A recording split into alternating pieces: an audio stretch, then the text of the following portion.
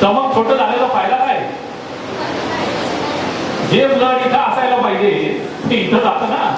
समजा एवढं मोठं स्टमक आहे एखाद्या माणसाचं, एवढं ब्लड तिथं स्टोअर होईल ना, इथं नाही जाणार. हे कोणतं असं आहे? भुजंगासन. हे जमेल तुम्हाला? घरी कराल का?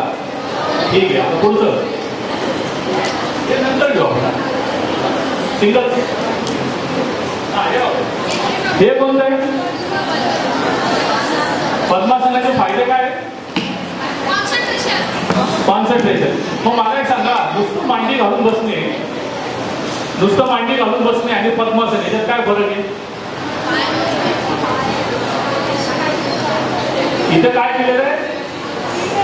पाय सिंपल नाही ठेवलेले. बघितलं का? पाय असे ट्विस्ट केलेत ना. पण ट्विस्ट केल्याने काय फायदा होतो? ट्विस्ट केल्याने काय होतं की आपल्या थाईज मधले ज्या नर्व्ह आहेत, कळलं?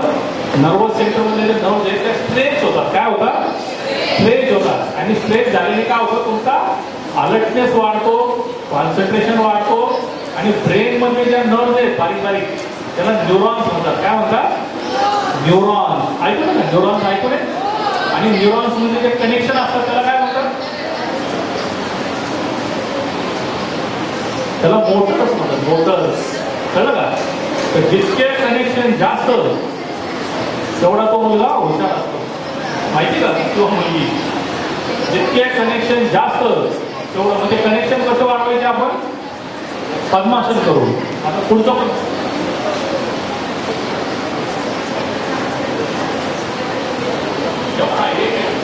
हे शलभासन म्हणतात. त्याला काय म्हणतात? शलभासन.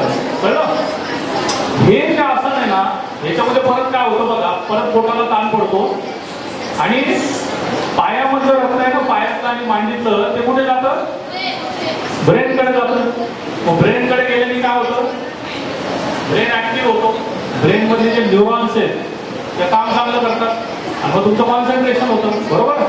आणि आता काही असलं तुमचे मेमरी बूस्ट करण्यासाठी. बरोबर आहे की नाही? मेमरी म्हणजे काय सांगा बरं तुम्ही? मेमरी म्हणजे काय? Memory means the faculty of remembering things. बरोबर की नाही? गोष्टी लक्षात राहायला पाहिजे ना. नाही तर परीक्षेला गेला समजा आणि सगळा अभ्यास विसरून गेला काय होईल? काय होईल? हा? नापास होईल. नापास. तर परीक्षेचा अभ्यास लक्षात राहायला पाहिजे ना. आता तो पुढचा जो ग्रुप आहे ना तो दाखवतो. हा हा हे बघा, हे जे आसन आहे हे आसन हे याला काय नाव आहे? या आसनाला पश्चिमोत्तानासन म्हणतात याला. तर ह्याच्यामध्ये संपूर्ण तुमची जी नर्वस सिस्टीम आहे त्याची थ्रेड सारखी असते. कशी असते? थ्रेड. ते थ्रेड स्ट्रेच होतात बघा तुम्ही. आणि हे खूप अवघड आसन आहे. तुम्हाला असं वाटतंय खूप सोपं आहे.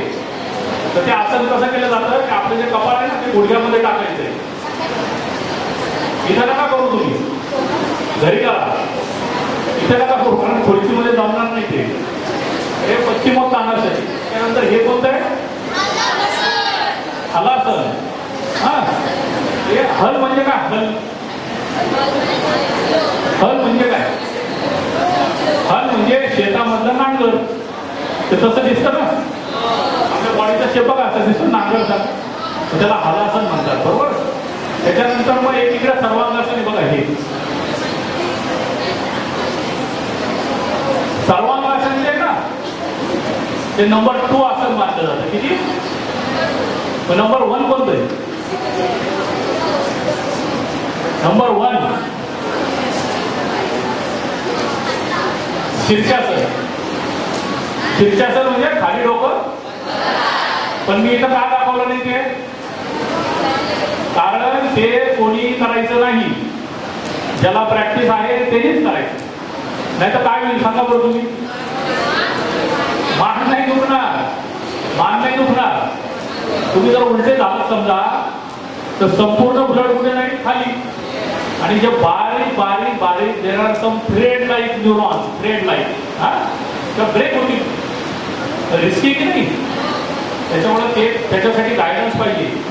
त्यासाठी गुरु पाहिजे शेजारी. लक्षात मग त्याच्यापेक्षा सर्वांगासन सोपं आहे. सर्वांगासन केलं तर चालतं लहान मुलांनी. याचा फायदा काय सांगा बरं सर्वांगासनाचा? याचा फायदा काय?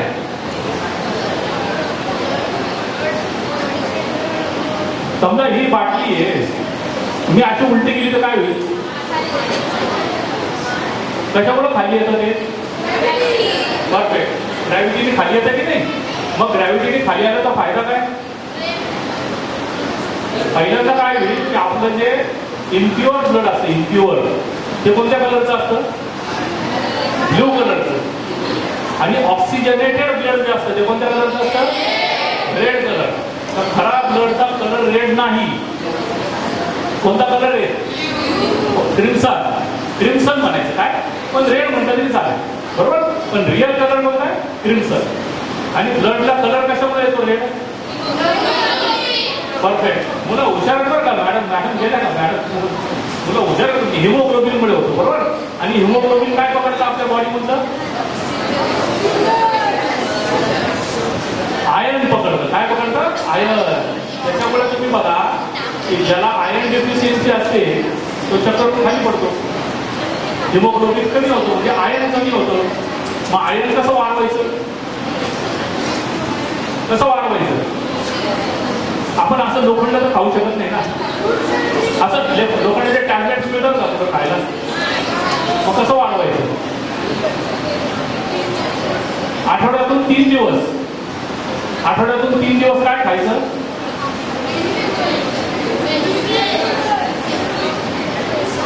पालकची भाजी खायची.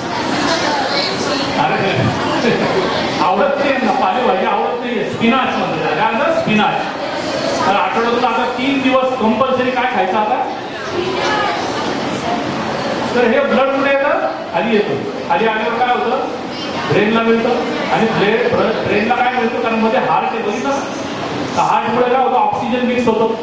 ऑक्सिजन मिक्स झाल्यावर जास्त ऑक्सिजन वाढला ब्रेनला मिळतो ब्लड, आणि त्याच्याने काय होते? मेमरी वाढतं, कॉन्सन्ट्रेशन वाढतं, आणि परीक्षेमध्ये मार्क्स वाढतात, बरोबर आहे. आता हे कोणतं आहे? उत्तानासन म्हणतात त्याला, उत्तानासन. आता हे जे आसन आहे ना, पश्चिमोत्तानासन जे आहे ना, हे आडवं बसून करायचंय, हे उभं राहून करायचंय, बरोबर. त्याच्यामध्ये बघा डोकं खाली गेलं, मग त्याच्यामुळे काय झालं? ब्लड खाली गेलं, मग परत ब्रेन चांगला ऍक्टिव्ह झाला. आणि लास्ट कोणतं आहे? पद्मासन. तर आता मला एक सांगा की तुमच्या परीक्षेचे मार्क्स आणि योगासन याचा काही संबंध आहे की नाही? काय संबंध आहे सांगा बरं? योगासन केलं तर मार्क्स वाढणार, आणि योगासन नाही केलं मार्क्स मिळतील पण जास्त नाही मिळणार. मग आता हे 2-3 योगासन तुम्ही कराल की नाही घरी? नाही का? तुमच्या आई वडिलांना काय सांगायचं की आम्ही आता योगासन करतोय, बरोबर.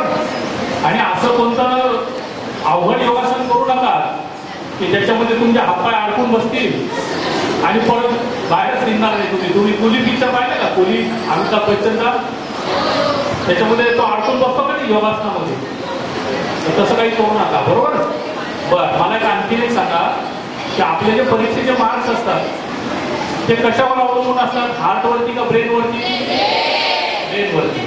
आता मला सांगा की आता ब्रेनचे दाखवा स्ट्रक्चर.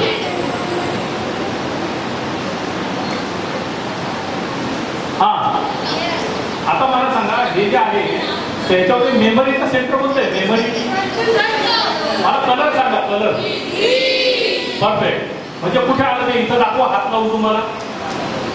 फ्रंट साईडला आहे ना, फ्रंट साईडला, बरोबर. म्हणून मेडिटेशन करताना एक तुम्ही ऐकलं असेल, तुम्ही ऐकलंय का? तुम्ही सद्गुरू म्हणून एक त्यांची व्हिडिओ असतात, एक शांभवी मुद्रा म्हणून, म्हणजे असं पाहायचं वरती. कसं पाहायचं? तर वर पाहायचं, डोळ्याला पाणी येईपर्यंत पाहायचं, बरोबर. त्याच्याने काय होतं? हा जो फ्रंटल लोब आहे ना तो ऍक्टिव्हेट होतो. ते डोळे दुखतील, जास्त वेळ करू नका. आणि ज्यांना चष्मे नाही त्यांना चष्मा लागेल, तसं काही करू नका. तर ह्याच्याने काय होतं? Frontal lobe. मात्र तुमचं टार्गेट काय आहे? आपल्याला कोणता लोब ऍक्टिव्हेट करायचा आहे? तसं करायचं नाही, 4ही लोब ऍक्टिव्हेट झाले पाहिजे, नाही तर दुसरी मेमरी वाढून बसते. काय उपयोग आहे त्याचा? प्रोसेसिंग पण झालं पाहिजे ना. नॉलेज म्हणजे काय सांगा बरं? नॉलेज म्हणजे काय? तेव्हा आपण ज्याला नॉलेज म्हणतो ना, ते नॉलेज नसतं, ही इन्फॉर्मेशन असते. लोक काय करतायत हल्ली, इन्फॉर्मेशनला नॉलेज म्हणायला लागले, त्याच्यामुळे घोटाळा झाला. एखाद्याला खूप इन्फॉर्मेशन असते तर आपण उदाहरण काय नॉलेजेबल माणूस आहे? अजिबात नाही. एखाद्या माणसाकडे खूप इन्फॉर्मेशन असणे म्हणजे तो नॉलेजेबल आहे असं नाही, लक्षात ठेवा. मग नॉलेजेबल कोणाला म्हणायचं? ही जी इन्फॉर्मेशन मिळाली ना त्याच्यावरती जो प्रोसेसिंग करतो, काय करतो? प्रोसेसिंग करतो, त्याला नॉलेजेबल म्हणतात. कळलं? बरोबर. आणि मग ते प्रोसेसिंगचा स्पीड कसा वाढवावा लागेल आपल्याला? योगासन करून. म्हणजे आता तुमच्या लक्षात आलं की योगासन केलं तर तुमची पर्सनॅलिटी पण सुधारणार. बरोबर. त्याच्यानंतर तुमचं ब्रेन जास्त ऍक्टिव्हेट होणार. ब्रेन वापरतच नाही तुम्ही. समजा एखादी वस्तू आहे तुमच्याकडे घरामध्ये, तुम्ही वापरली नाही तर काय होतं? खराब होतं, रस्टिंग होऊन जातं. त्याला गंज लागतो ना, तसं ब्रेनला गंज लागतो वापरला नाही तर. मग मला एक सांगा, आता मी माझं लेक्चर संपवतो तर मला पहिल्यांदा सांगा की ब्रेन आपण वापरला पाहिजे की नाही वापरला पाहिजे? किती वापरला पाहिजे? खूप वापरला पाहिजे. मॅक्सिमम कॅपॅसिटी पर्यंत वापरला पाहिजे. बरोबर. त्याच्यानंतर ब्रेनचा प्रोसेसिंग स्पीड वाढवण्यासाठी आपल्याला काय करावं लागेल? मेडिटेशन करावं लागेल. आणखी काय करावं लागेल? योगासन करावं लागेल. आणि महत्वाची गोष्ट काय की समजा एक दिवस योगासन केलं तर फायदा होईल का? मग किती दिवस करावं लागेल? कधीपर्यंत? किती वर्ष करणार तुम्ही योगासन? शेवटपर्यंत. शेवटपर्यंत. कळलं? आता कराल योगासन घरी तुम्ही? मजा वाटेल का तुम्हाला? आणि तुम्ही योगासन केले तर त्याचा फायदा तुम्हाला कधी कळेल? 4-5 महिने लागतील. किती? 4-5 महिन्यानंतर तुमच्या लक्षात येईल की आपली मेमरी वाढली आहे, आपलं कॉन्सन्ट्रेशन वाढलंय. आलं लक्षात?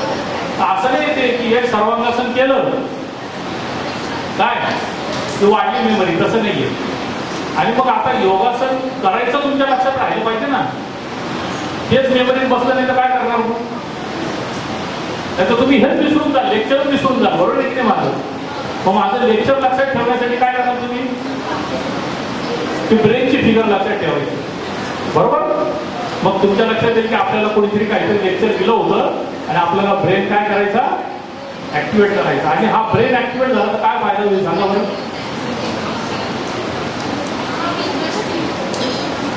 काय फायदा होईल? बरं मला एक सांगा, तुम्ही इलॉन मस्क हे नाव ऐकलंय का? बरं. बिल गेट्स हे नाव ऐकलंय का? स्टीव्ह जॉब्स हे नाव ऐकलंय का? वॉरन बफेट हे नाव ऐकलंय का? या लोकांनी काय केलं? ब्रेन डेव्हलप केला. आणि ब्रेन डेव्हलप करून मोठमोठ्या कंपन्या काढल्या आणि सगळ्या जगाचा फायदा करून दिला. बरोबर आहे की नाही? म्हणजे आपण ब्रेन डेव्हलप केला तर त्याचा फायदा कोणाला होतो? सोसायटीला होतो. एक लक्षात ठेवा, ब्रेन डेव्हलप झाला आहे आपल्याला फायदा करून घ्यायचा. कोणाला फायदा करायचा? सोसायटीला फायदा करायचा, आपल्या देशाला फायदा करायचा आणि संपूर्ण माणसांना फायदा करून द्यायचा. बरोबर. मग तुम्हाला आवडलं का आजचं लेक्चर? मग उद्यापासून योगा करणार? ठीक आहे, चला. Thank you very much. Stand here to propose a vote of thanks on behalf of Rotary English Medium School. I would like to avail this opportunity to spell out words of thanks to worthy guest of honor, Honorable Dr. Sudhir Deshpande sir, for sparing a few precious moments from his busy schedule and enlightened us with his precious words. Now, I would like